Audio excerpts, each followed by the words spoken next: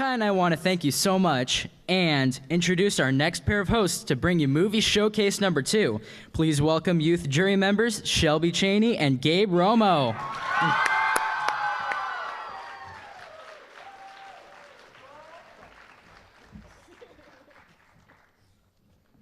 All right. Put these away. All right, what an amazing day it has been so far. Shelby and I are here to tour you through our second showcase for our 18th annual North American All-Youth Film and Education Day. Thank you, Gabe. My name is Shelby Cheney. I graduated Center High last year, the beautiful Center High School, as I may add, spending most of my time in our Media Communications Academy. We call it the MCA. I'm headed to Sierra College to continue my love of media arts as a career future. I'm Gabe Romo, a senior at Center High and deep into the MCA program there. I manage most of the class productions there. My plan is also to pursue a career in media, and I'm looking for the best college for my future. Like most of you seniors must understand out there talking to the colleges in the lobby. We have an awesome collection of movies for you today that our all-youth summer jury scored and selected for you today. The first winner is a really fun work titled Almost Magic, produced from the great community-based media training center, SpyHop, in Salt Lake City, Utah. Almost Magic is a real-life presentation of youth who practice and excel in Quidditch, Harry Potter's sport for wizards in training, if you guys all remember. This movie was made by Mickey Randall. It may take a minute or two to get over the initial ridiculous situation, but trust me, you'll be on the edge of your seats quickly. These folks take Almost Magic very seriously. Lights, please.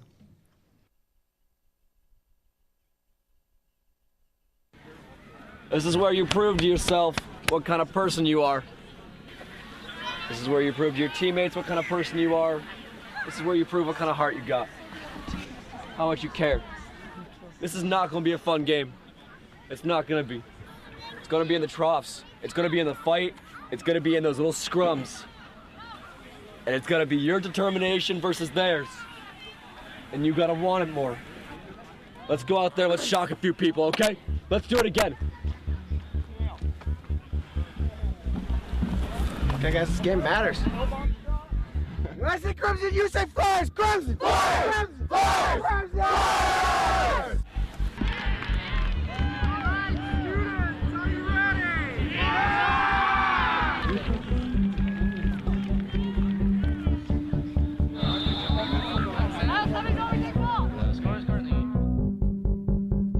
I hope you go out there today, have a freaking fantastic tournament today and tomorrow. May the best team win. Respect your opponents, respect your teammates, respect the refs and the organizers, and just have a fantastic tournament. I wish you all the best.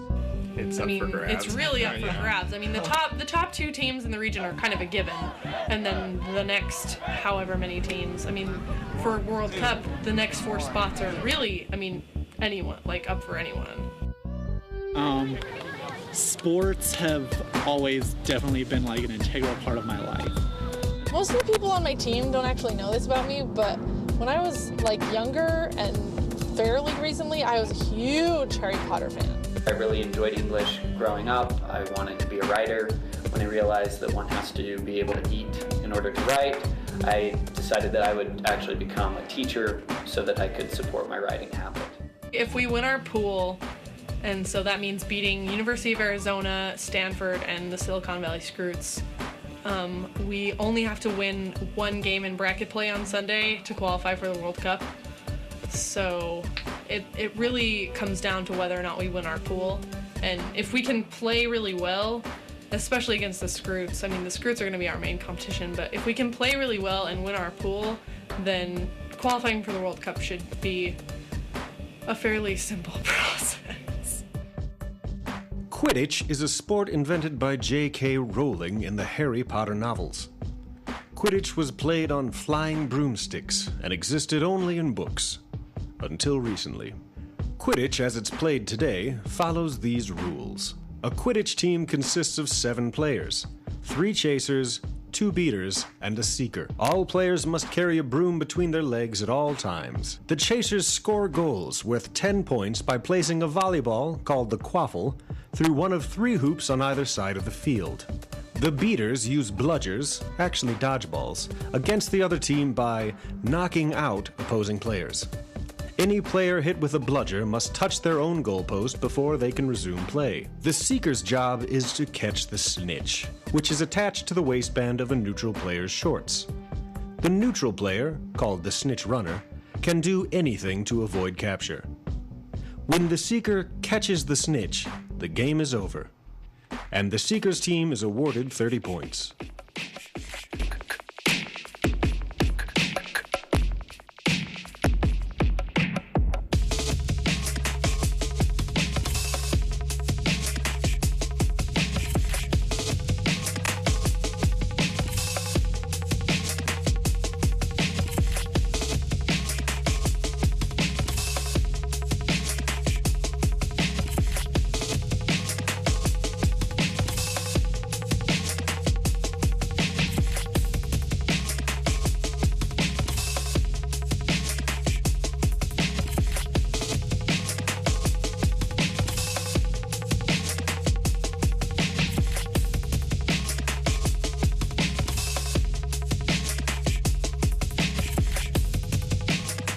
So in Quidditch, there are 2 camps. People in one camp are definitely the more athletically minded, competitive Quidditch type people. The other camp, in the Quidditch community, they're referred to as the whimsical group. Quidditch was definitely started and built by the whimsical group. So there's definitely some resistance from the whimsical side because, I mean, they started with the sport and it's kind of their baby, and now it's kind of being commandeered by the more competitive side.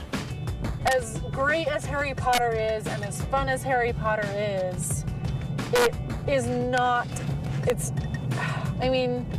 timeless in a way, but it's not the kind of novel that people are going to be reading in hundreds of years. It's impossible to keep Quidditch going when it relies on something that is not going to stand the test of time. If Quidditch is going to stand the test of time, it needs to stand on its own, and it needs to not rely on Harry Potter.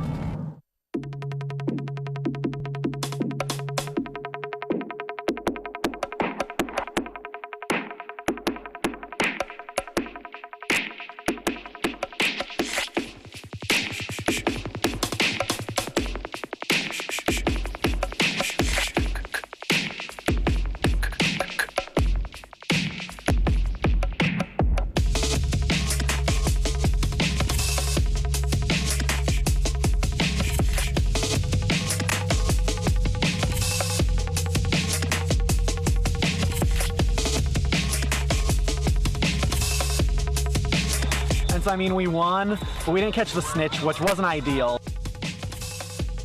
I've actually had to explain this a lot to my coworkers because my coworkers are all like, "You play Quidditch?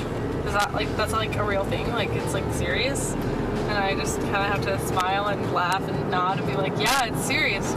You should come play with us." It's such a fun sport, and it does have that geek hurdle that you have to get over, namely the broom. You're kind of in this very unique club. You're very, very specific.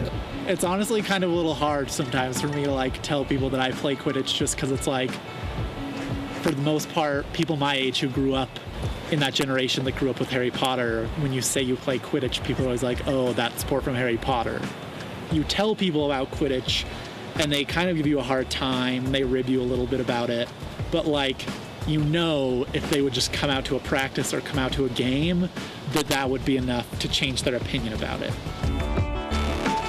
So our big game tomorrow is going to be against the Scroots. They're the #1 seed in our pool tomorrow. I am actually really interested to see how that game turns out. Our team's strengths really match well against their weaknesses, but also vice versa.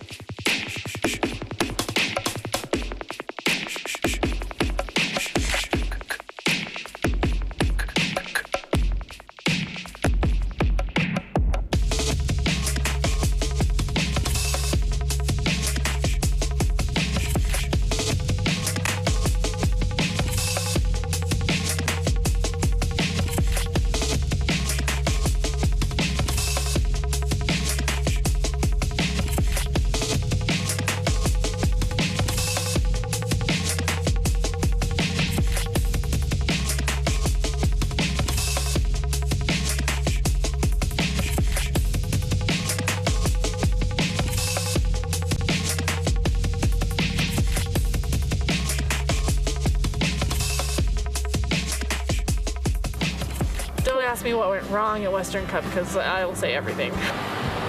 The team's kind of lackluster performance at Western Cup was more of a result of lack of experience.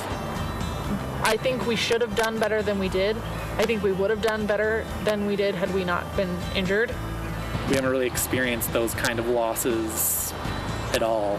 So, I mean, I think in that way it was good. So on the flip side of Western Cup, the things that went well definitely included the overall experience. I did score a goal because my goal as a player, since I'm a chaser, my goal is to make a goal. It gave kind of a legitimacy to something that I find really worthwhile. And I recognize the geekiness of it. I recognize that there's some bizarre elements to the sport, but it's helped to show me that, you know, if people are willing to look past, you know, that first impulse, that there's really quite a bit going on in lots of things. We care so much about Quidditch as a sport, and we want it to be something that stands the test of time, and we want it to be something that people play for years to come. If Quidditch lasts another 20 years, kids will grow up playing Quidditch, and a few of them will happen to read the Harry Potter books. So yeah, when it comes to Quidditch, there's a broom. I get that. It's kind of weird, and there can be some very awkward injuries. It's totally understandable. It doesn't matter what the sport is. It's got something that fundamentally that's bizarre. Like, do you know how much we pay grown men to take a stick and swat at a ball about this big? I mean, come on, you one-line any sport and it sounds ludicrous. And Quidditch, just rather than trying to hide behind a swoosh and some sort of corporate sponsorship, Quidditch is just going to say, you know what? Here it is. You know, come see what else is there. You know, anyone who's really honest with himself and comfortable with himself can look at Quidditch and be like, there's got to be something real. And for me, that's what life's all about, is figuring out reality.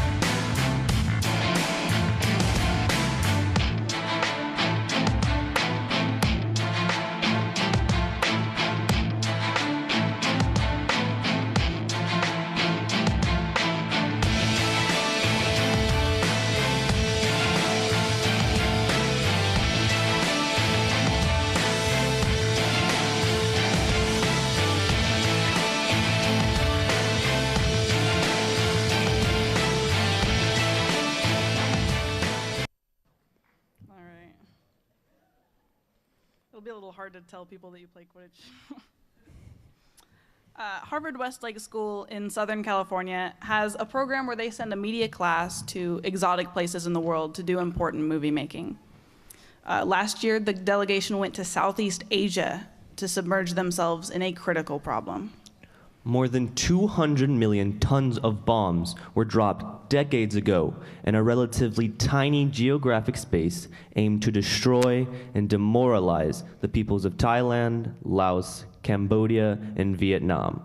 Much of this atrocity happened without Americans or the world's people knowing. So, this next winter, titled Once Upon a Childhood, tackles the long-term consequences of 20 million explosives, not dropped to kill, but to cripple civilians and children based on the design and decoration of the bombs. This is important movie making, and what our jury confirmed was what youth movie making can do to change our world. 16-year-old Sarah McAllister and 15-year-old Marcella Park, both juniors, were the producers of this compassionate and poignant work. Lights, please.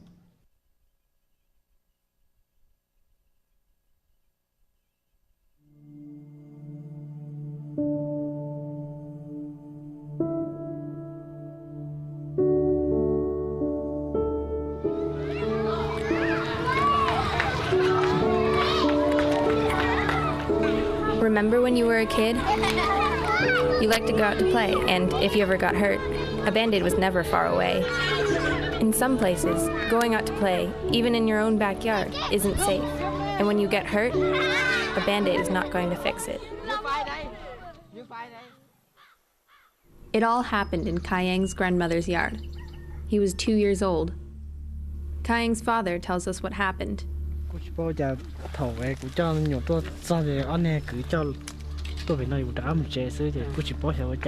A hidden cluster bomb part, also known as a bombie, had exploded next to Kayang and his uncles. All three were maimed. Kayang was the closest to the explosion, and now, with much of his face destroyed, Kayang is blind. After his accident, Kayang cried for 3 straight months. This is when he met Barbara and Dori Shimoda of the organization Give Children a Choice. The married couple have been behind getting Kayang surgery in Thailand, getting his family's land cleared of bombies, and most recently, enrolling Kayang in a Thai school for the blind. This is a piece of shrapnel taken from Kayang's eyes. As you can tell, they're pretty large. He said, the United States left me a present. What happened to this family is not uncommon in Laos.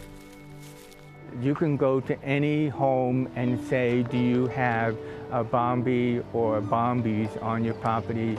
And they'll all say yes, or they all say they know they're there, but they don't know where. That just seems so wrong to me.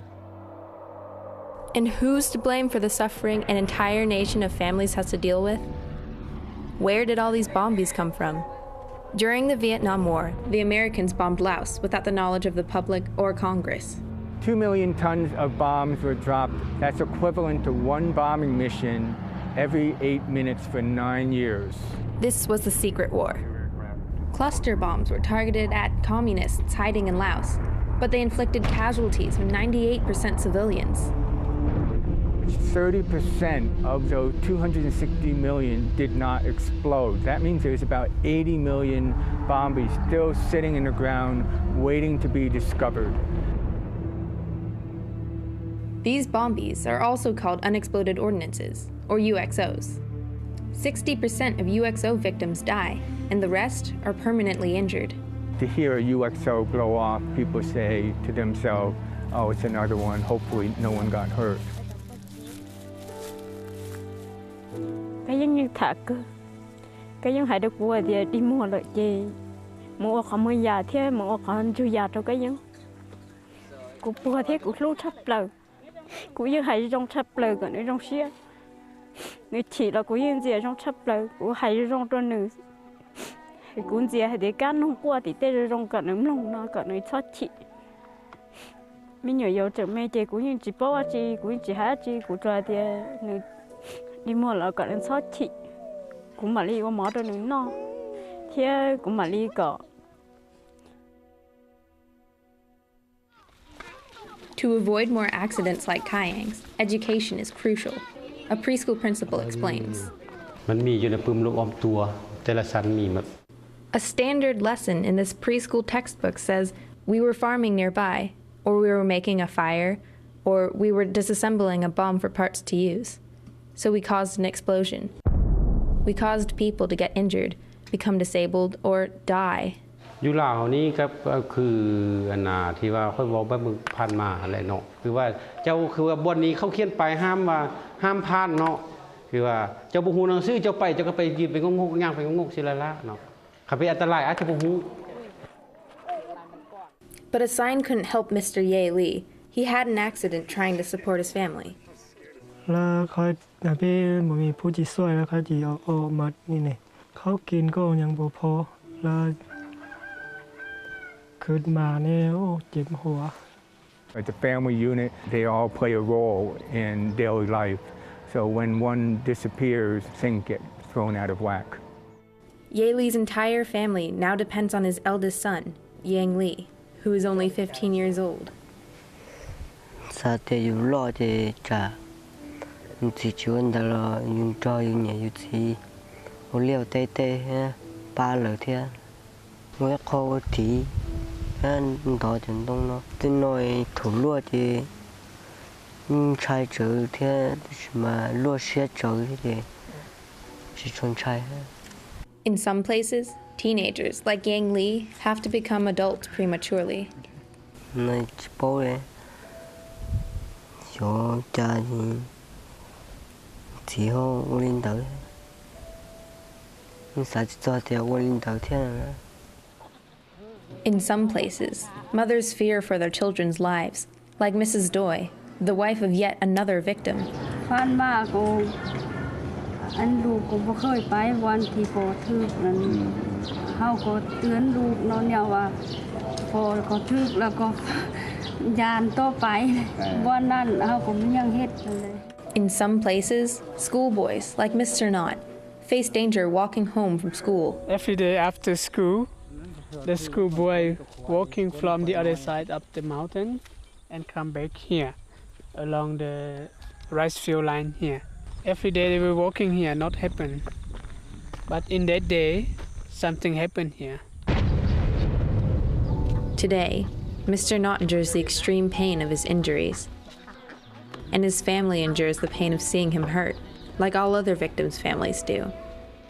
Cú sa hay đó này giờ nhựa thì giờ xếp bỏ bột tàu giờ bỏ tàu giờ bỏ ý thì mua cú sa rồi bỏ kế gì thấm mua cú sa rồi bỏ lúc tết lúc chơi rong thế vì đó khó thì tụi mình nhựa chừng mê nữa chỉ sa đi mua này nữa như sa bỏ kế cực kia ta chỉ hỏi chỉ đi trâu đi mua là xứ cần đông đỡ là như cỡ chỉ tàu.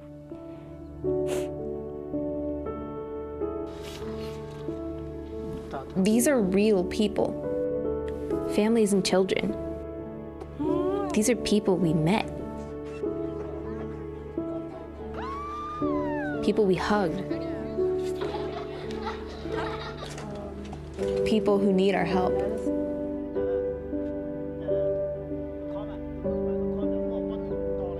People we're helping.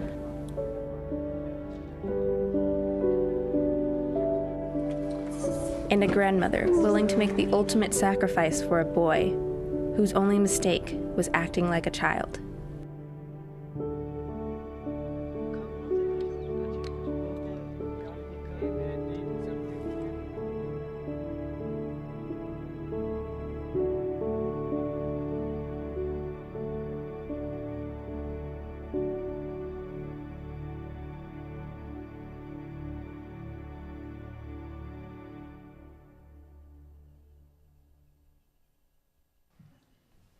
It is amazing that something that happened about 40 years ago is still relevant today. Anyway, we told you that many of the works from the Boston-based Institute of Contemporary Arts were avant-garde. Here's the next piece of their program our jury selected for you, titled Outward. This very strong piece was done by Noah Bartel, who without words creates a barren landscape, some frontier in space, that he asks us to ponder. Lights, please.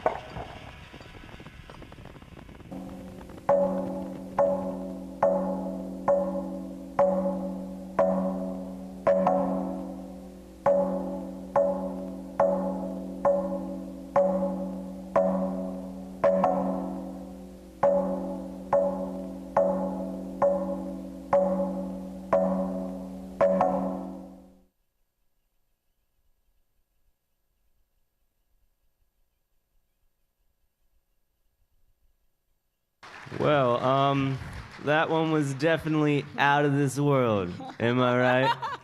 Am I right? If you catch my drift. Andrew Robin is the youth producer of our next movie that comes from the fabulous productions of San Francisco Film and Art for Teenagers. Always at the edge of creating memorable characters and cutting-edge post-production. A girl is gripped by an obsession that tyrannizes her ability to sleep and poses a real nightmare as we watch her struggles. Our jury was astounded at the intensity of storytelling that is the norm from this great training program. Honestly, San Francisco is one of our favorites. This movie is titled Pulling. Lights, please.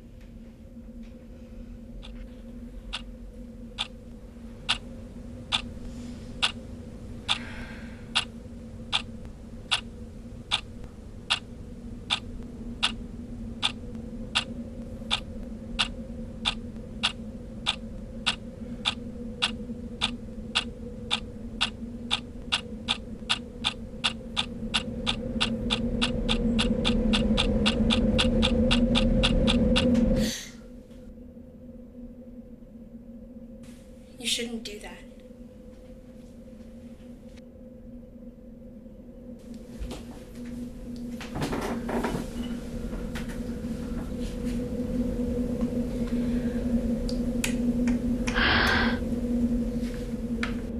I'm trying to sleep. There's something wrong with you. I know. So stop. I can't.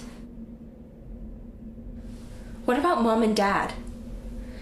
Remember the look on Mom's face when she saw your bald spot? And Dad? What did he call the thing, your personal deficiency?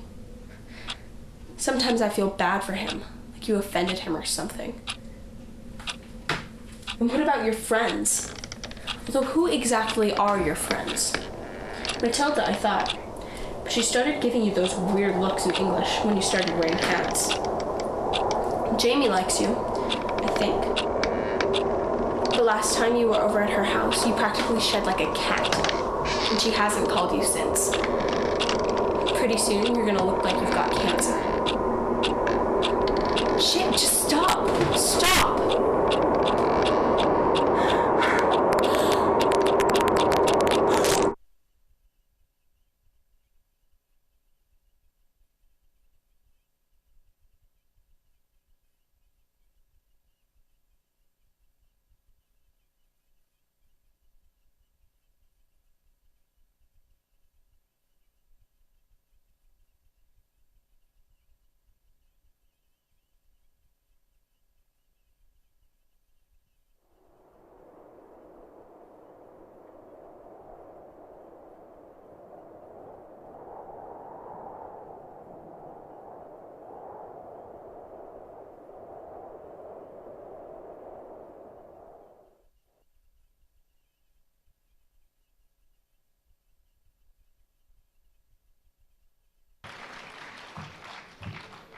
Spooky, huh?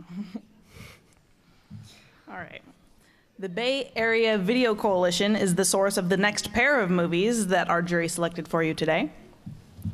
A huge training center in Northern California, BayVac, as it is called, has 50 staff and has the most serious support for youth and adults alike to learn movie making and the video arts. The first of the BayVac pair is titled Lyric and was produced by Julia Retzlaff, a 17-year-old junior at Gateway High School in San Francisco. Julia looks at the mission and experience of LGBTQ youth, their families, and diverse community allies. This work was done as a part of the Factory Summer 2013 Community Filmmaking Project.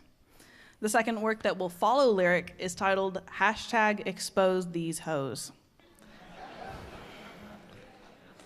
It's an artistic look at the exploitation, bullying, and teenage sexuality through one middle school youth's experience involving Instagram. The producer of this intense piece is a 3-year veteran of BayVac's Factory Summer project, Marielle Boland, who is a 16-year-old senior at Berkeley High School Communication, Arts, and Sciences program. We hope you share the enthusiasm our jury had in watching these fine works. So, here's 2 in a row. Lights, please.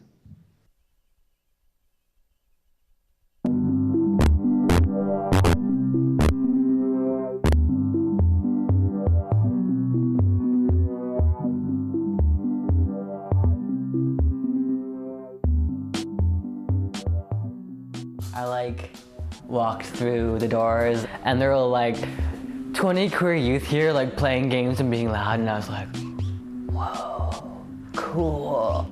I came to Lyric in search for a safe space for me to express myself. And I was this queer young boy, 17, and they were like, oh, you should come check out Lyric. We have our Summer in the City internship program. And then when I came here, it was when I got more info about the internship, I was like, damn.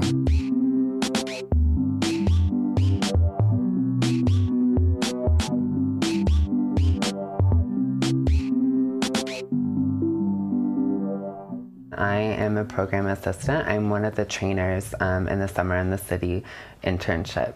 Our Spring and Summer in the City internship programs are 13-week training programs for young people ages 14 to 18. So the young people are involved in planning a huge dance that over 350 of their peers get to go to. And throughout the time that we have with the interns, we're also learning a lot about social justice issues. So I'm the Lyric program coordinator, and what I do is basically plan the curriculum for the Summer in the City internship. So the curriculum is everything from how to do outreach to talking about gender, race, class, and really getting to know how to start making social change and really organizing their communities. I think one of the most important aspects of the Summer in the City internship is that we not only get to pass on job skills to the interns, but we're working with the participant to work on their life as a whole. So I'm actually in there seeing how they engage with what we bring in, how do they bring in their own experiences with each topic. We really encourage them to share their own personal experiences because, when we talk about race or gender or sexuality, I have as much experience with that as anyone in the room, and we can all learn from each other different things. So that's really what we encourage them to do, is to really share these different parts of themselves. If they see someone that's transphobic or homophobic, they have that knowledge that they learned here at Lyric to educate other people outside of Lyric.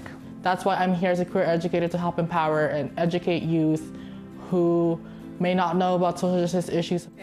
So I met this wonderful woman named Angela Davis, and she was one of the leaders of the Communist Party USA. She was really, really close with the Black Panther Party. She also was a professor at UC Santa Cruz, so she's a really amazing person. And her speeches are really inspiring to listen to. I feel like I have definitely grown as a leader in the community in the way that I do a lot more things in the community, like helping plan the Youth and Elder Brunch at Transmarch, Lyric has really given me opportunities to use the skills that I have in a way that impacts the larger community. So Trans March is a community event that happens every single year for trans folks and allies to get together at Dolores Park and just build community and get together and fight for social justice. And so by having that, like the Youth and Elder Runs, we have queer trans youth and elders, share experiences and build community. So it makes them more into like a stronger community, and they educate each other.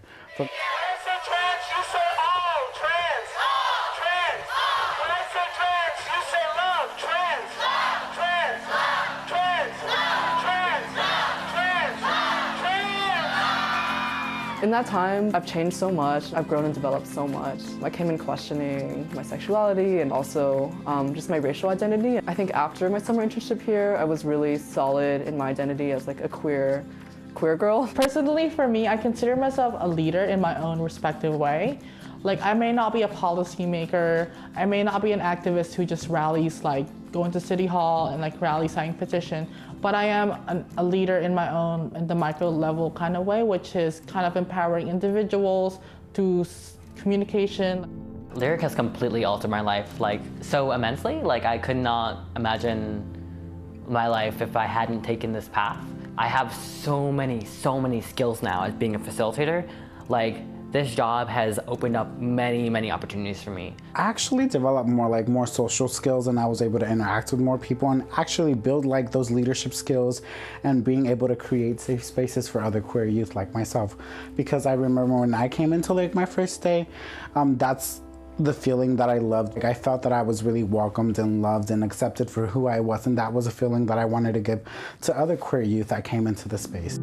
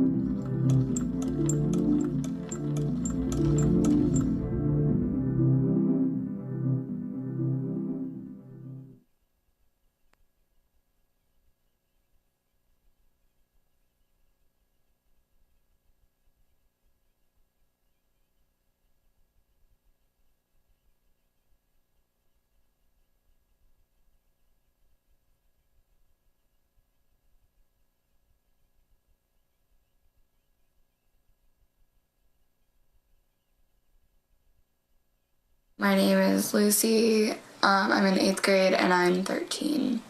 Like 6th grade at my school, there was this girl named Sophie, and she sent a photo to a boy named Ben of her topless. I heard that it was also her vagina, but like I'm not sure. He made it his wallpaper. He sent it to all of his friends. His friends made it their wallpaper. And in 7th grade, like, people were bullying her and stuff. There was this kid named John, and he was walking down the hallway with the photo up in his phone and being like, do you want to see Sophie's tits? And like showing them to random people that, yeah. I deleted my Instagram, but I did have it for a while. I probably spent like an hour to 2 hours every day. I know that the girls, they like specifically pick a photo because they think that their bodies look better or they look more sexual. The day before winter break, and someone had created an account where it had a picture of a girl, and it wasn't necessarily like a nude picture. In the caption it would say like what sexual favors or like anything sexual that they've done. Hooked up with people, giving people blowjobs, where they've done it. I think that I've seen like 7 altogether, and I don't even have an Instagram anymore. Someone will sext a photo, but I also heard that they would just Google photos of nudes and then tag a girl onto it. Girls, they obviously tell people, but they don't really want to take action. In so many ways, it could be just like not a big deal, and a lot of the time, teachers don't really do that much. Like when they told him the police was going to be involved, the kid just confessed.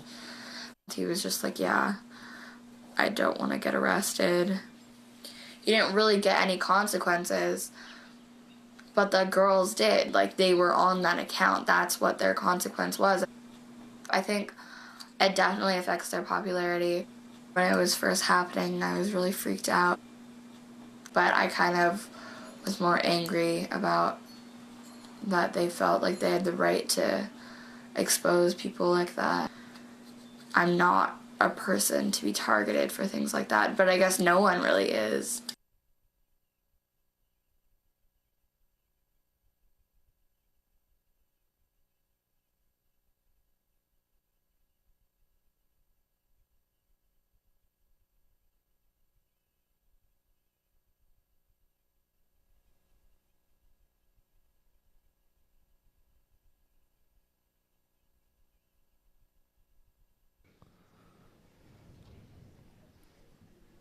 You guys, were you on the edge of your seats? I saw you. Yeah, you were. Don't lie. I saw you. Okay, so our last movie of the morning, before we serve you guys all lunch, is a wonderful, quirky, and fun movie filled with mayhem and madness.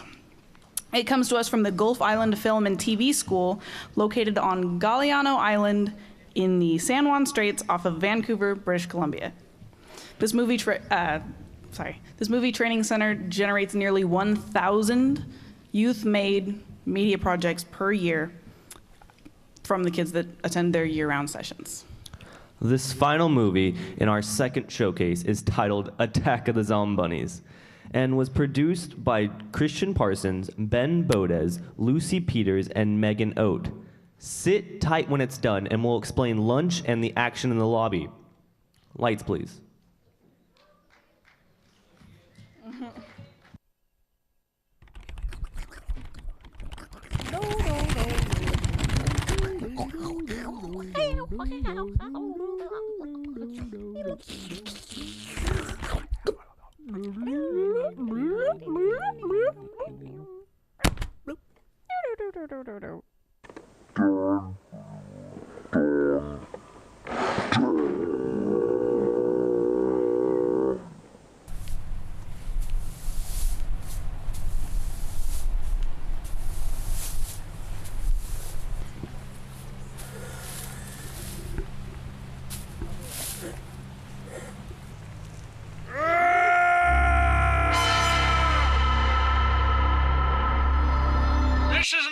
Broadcasting. All right, now, what I need everyone to do is stay indoors. There is a zombie apocalypse. That's right, the zombie apocalypse is upon us. So, gather provisions, gather ammo. What are you doing?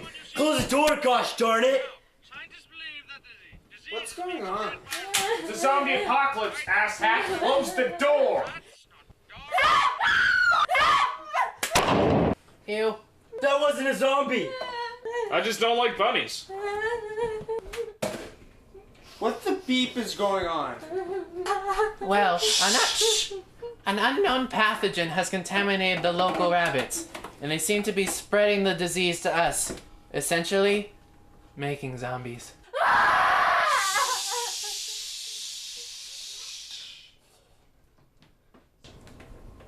Zombies. The bunnies are killing everyone. So, what do we do then? The zombies are leaving. By my calculations, we have a 77% higher chance of dying if we stay here. This is our chance to flee. I'll go get medical supplies for the trip.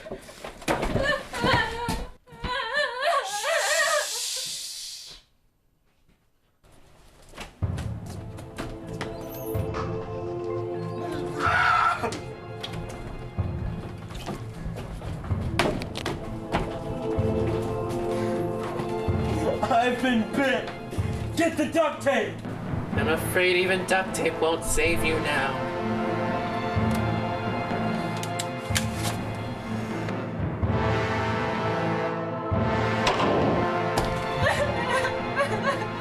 Let's go.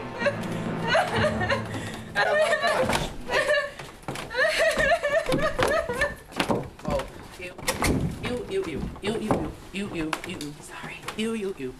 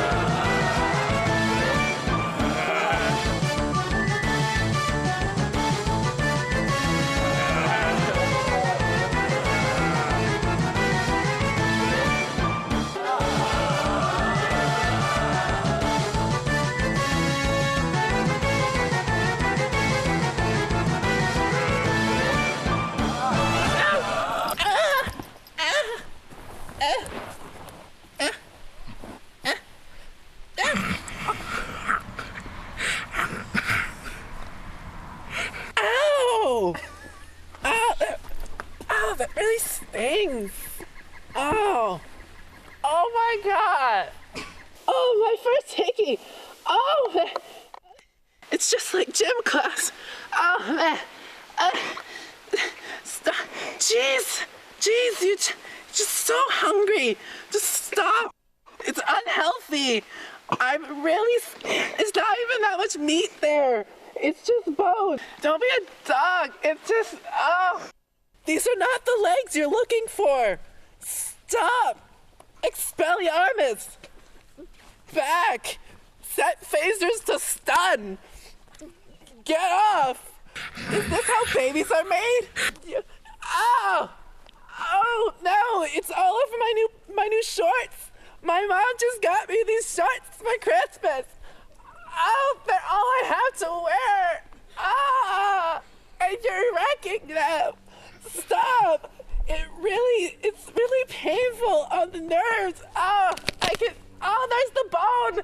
Oh, she crushed the bone. Oh, the pain, the agony. I can't go on.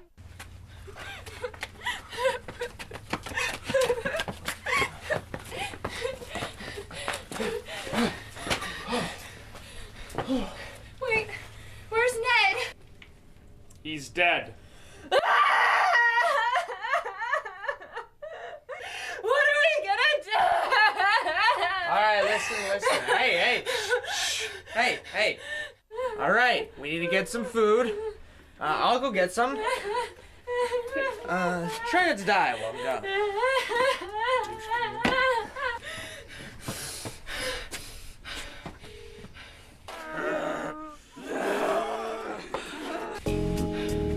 Now we're alone. No!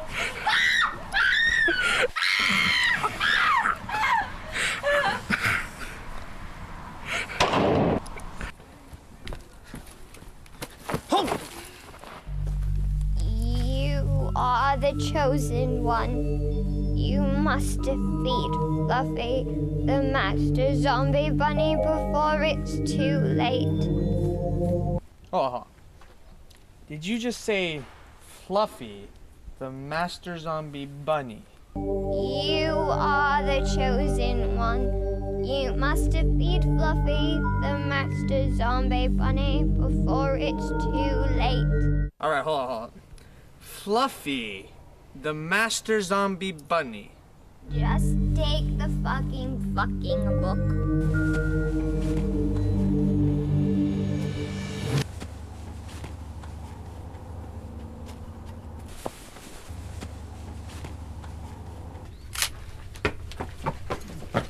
Alright, so we need to kill Fluffy the bunny in the graveyard.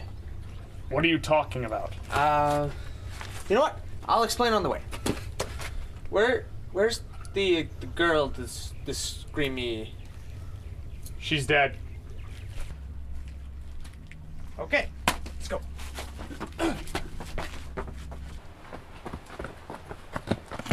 Whew.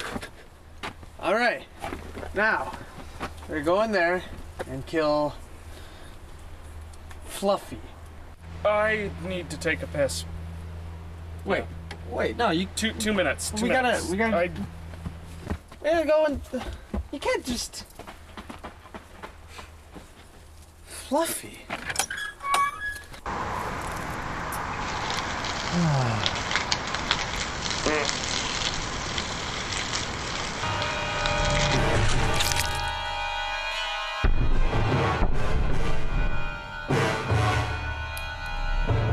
God damn it!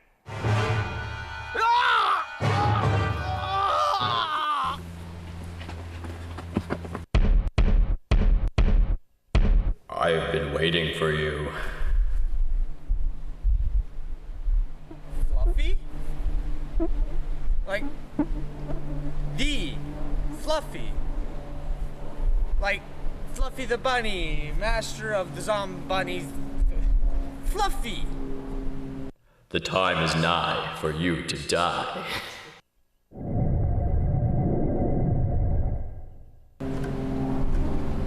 What? Oh, wow.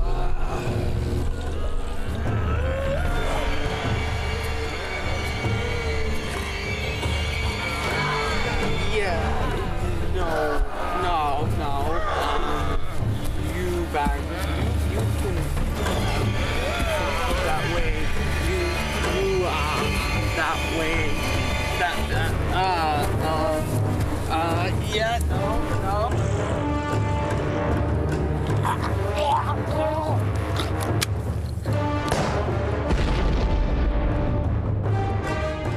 Why am I covered in ketchup? Where are we located? Where's my arm? Nope.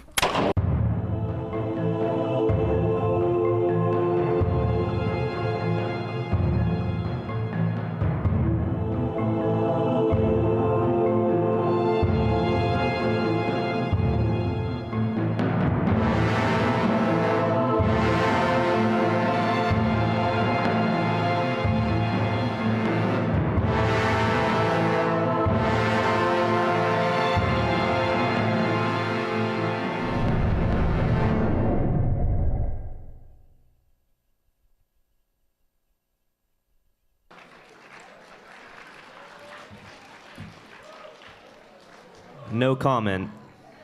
The finger thing got me. I was like, whoa. Okay, everyone. It's noon, and that wraps up our second showcase for our 18th annual North American show, and it's time to eat and have a break for the next hour.